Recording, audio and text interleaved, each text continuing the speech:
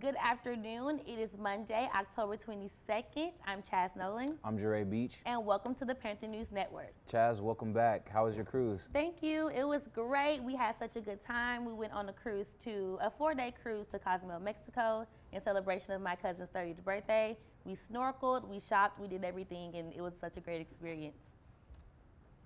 And here's what's going on today. It has been nearly 2 decades since the gruesome murder of 19-year-old Cassie Federer. 39-year-old Travis Dwight Green has been named as the suspect in her death. Cassie, a Tangipahoa Parish native who had majored in psychology at Louisiana State University, was found shot to death in her apartment just a little shy of her 20th birthday. Her death has been one of the most high-profiled, unsolved murders in Baton Rouge to date. Federer's case had somewhat startling details which were suggested by reports of the crime.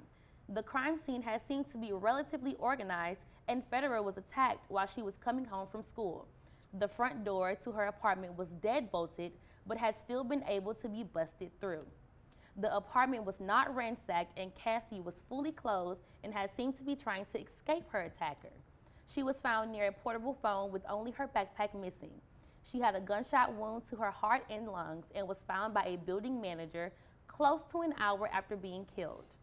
A police officer who worked the case told America's Most Wanted that it did appear that Cassie had time to grab a phone in an attempt to call 911. Cassie's mother, Debbie Federer, said, "I know that she's gone and that she's not coming back, but just the thought that someone shot my daughter that afternoon in her apartment is the hardest for me."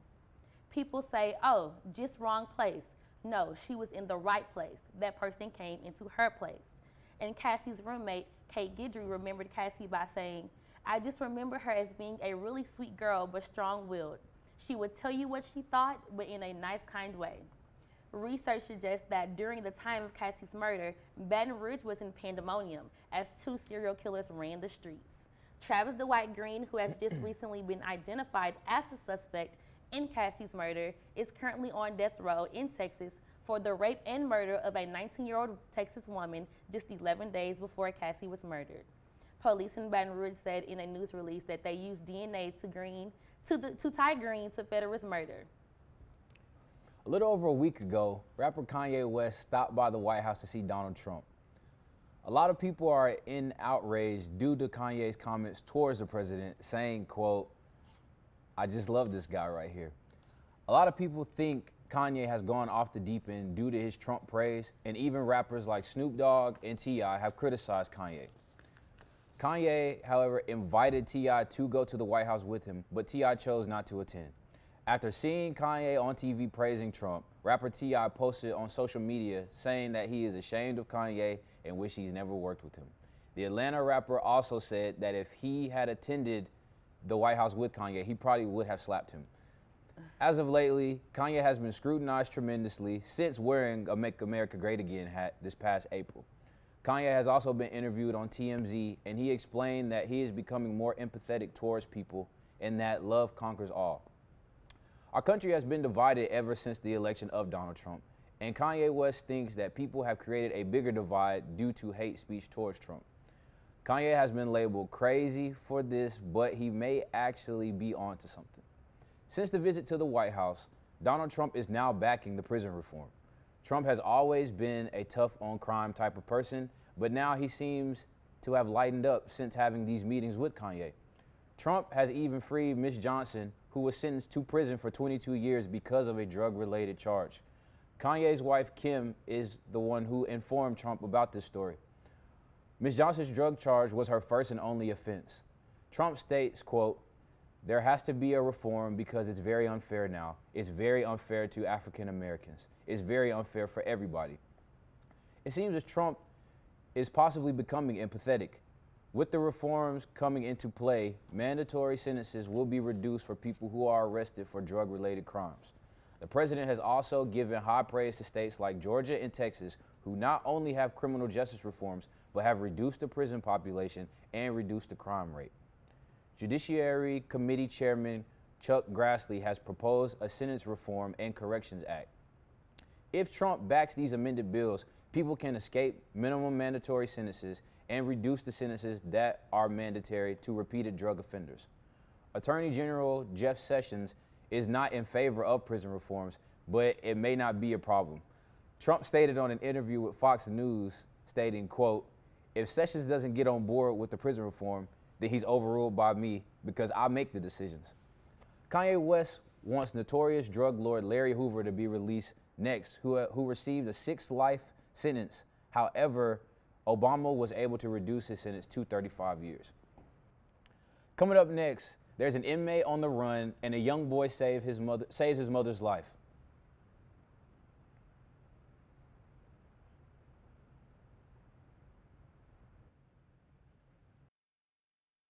Check this out. Come on, come on, come on, come on, come on, come on, come on. Getting ready, getting ready, getting ready, ready. We getting ready, getting ready, getting ready, ready. I'm getting ready, getting ready, getting ready, ready. We getting ready, getting ready, getting ready, ready. We getting ready, getting ready, getting ready, ready. We getting ready, getting ready, getting ready, ready. We getting ready, getting ready, getting ready, ready. We getting ready, getting ready, getting ready, ready. We getting ready, getting ready, getting ready, ready. We getting ready, getting ready, getting ready, ready.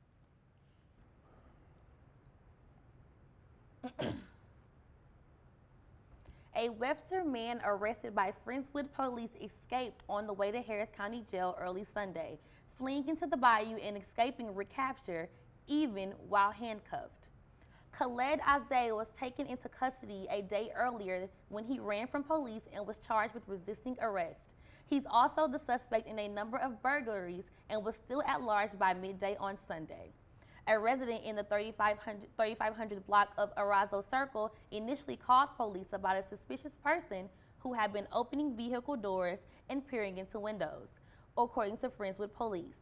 When officers arrived to investigate, Azay, who was already out on a $15,000 bond for felony vehicle theft, allegedly tried to run away, but police took him into custody and booked him into the Friendswood City Jail. Sunday around 3:15 a.m., an officer drove him to the county jail. As she took him to the inmate processing area, he allegedly pushed her down and ran away into Buffalo Bayou, still wearing handcuffs and a black and white jail shirt. A Harris County jailer chased after him on foot, and the Houston Police Department showed up with canines to help with the canines to help with the hunt, scouring the brush near the water. It's a handcuffed male wearing a black and white shirt and red shorts, Houston Police Lieutenant Larry Croson told reporters at the scene. If anybody sees that male in the downtown area, please give us a call. Azay is described as a 5-foot-tall white man, about 200 pounds, with black hair and brown eyes. He has a tattoo of a star with a skull on his shoulder, and a tattoo of a panther on one arm, and a tattoo of a clown with a gun on his back. He's also suspected in a series of burglaries in the Terabella and Autumn Creek neighborhoods, according to police, and now escape charges are pending as well. A 15-year-old boy saved his mom in a home invasion in Robinson, Texas. According to police, the teenager grabbed a man who broke into the house that was attempting to sexually assault his mother. Suspect John Wayne Morris, age 37, has been charged with burglary of a habitation with intent to commit a felony other than theft. This is a first-degree felony, and Morris is accused of entering an unlocked door of a home at 11:30 p.m. and proceeded to enter the woman's bedroom. The woman told officers that she woke up to Morris on top of her, pinning her shoulders down. She started screaming, but Morris warned her that there was another intruder in the house and that he would kill her and her children if she didn't stay quiet. Moments later, her teenage son entered the room. The 15-year-old boy pulled the man off his mother and then grabbed Morris around the neck, holding him until the police arrived. According to the weather app, it is 60 degrees today with a high of 71 and a low of 55. Tuesday and Wednesday, you can expect rain with a high of 65. And for the rest of our homecoming week, expect sunshine with a high of 79. Panthers, you are in the clear. It's homecoming week. Students, I'm not sure if you guys have heard, but PV was denied polling locations for the first week of early voting by Waller County. As a response, we are pulling up to the polls this week. From October 22nd until October 24th, if you vote, you get a chance to win a pre-sale to the Key Party, Kapoween, or High Life University. Vote in the midterm elections and bring your voter receipts to the Volunteer Service Office located in the MSC on the second floor for your chance to win. The two locations for the voting polls are the Waller County Courthouse, 836 Austin Street, Hempstead, Texas, and the Waller ISD Building, 2214 Waller Street, Waller, Texas. Transportation will be available if a ride is needed. You can call numbers 832-398-2088 and 254-371-1669. Prairie View has officially kicked off homecoming week, and what better way to do it than with our annual Gospel Fest. The Gospel Fest this past Sunday featured our very own PVAMU praise teams such as PVAMU, and we also had students that were a part of the two choirs that performed. Even our very own Lamondre Dre Marquis Johnson of PVAMU-TV Zone 4 directed a choir of his very own. The celebrity guest that performed was none other than the legendary Fred Hammond. He really got the crowd engaged by singing new songs off of his latest album such as Refuge and old-time favorites such as No Weapon. We want to thank you guys for tuning in and watching the Panther News Network. We will see you on Wednesday.